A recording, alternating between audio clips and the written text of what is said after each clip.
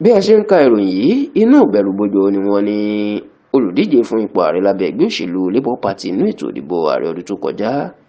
ìyẹn ọ̀gbẹ́ni Peter Gregory Obi ni wọ́n mà ló wà báyìí pẹ̀lú bí wọ́n ṣe ní ó ṣeé ṣe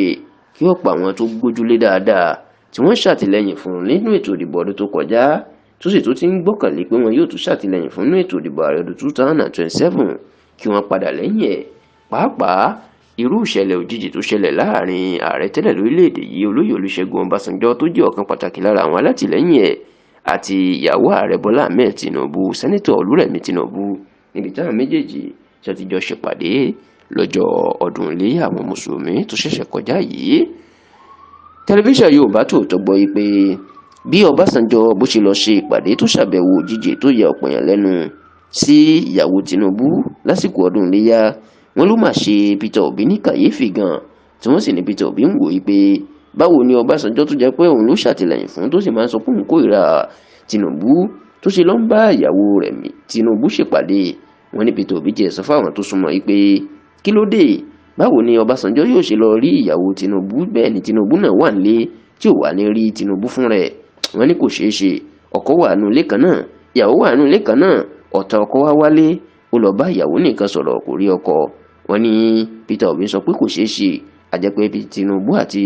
Ọbásanjọ́ ti ń sọ̀rọ̀ tipẹ́ lábẹ́lẹ̀ kó tó dàsìkò náà, àti pé wọn kàn fi àwòrán ìpàdé Tinubu àti Ọbásanjọ́ hàn síta ni. Wọ́n ló ṣeé ṣe, Peter Obi gbàgbọ́ pé àwọn méjèèjì náà wọ́n jọ sọ̀rọ̀ ní ọjọ́ náà. Gbogbo eléyìí mà ni wọ́n ló ń bí Peter Obi nínú tó sì ń kọ́ lóminú, ṣùgbọ́n èyí tí wọ́n ló wá ń bà á lẹ́rù ní ọ̀rọ̀ tí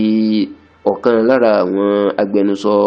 olùdíje fún ipò ààrẹ lábẹ́ ẹgbẹ́ òṣèlú PDP tó ti lọ sí ẹgbẹ́ ẹ̀yìn Tinubu báyìí, ìyún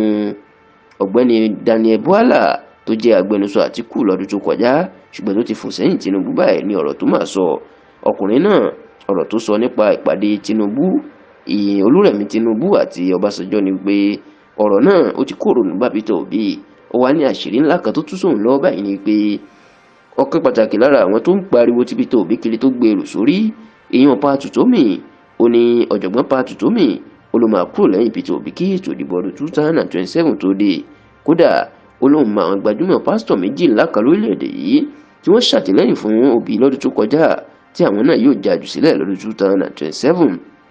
Daniel Bwala ó ní Peter Obi ò tí ì mọ nǹkan kan, ó ní títò ìdìbò ọdún 2027 bá ti ń súnmọ́ ni yóò mọ̀ pé omi ti gbẹ lẹ́yìn ẹ̀jẹ̀ òun, nítorí pé ọ̀pọ̀ àwọn tó gbẹ́kànlé tán ṣiṣẹ́ fún lọ́dún tó kọjá náà ti ń sálọ ẹ̀yìn Tinubu báyìí.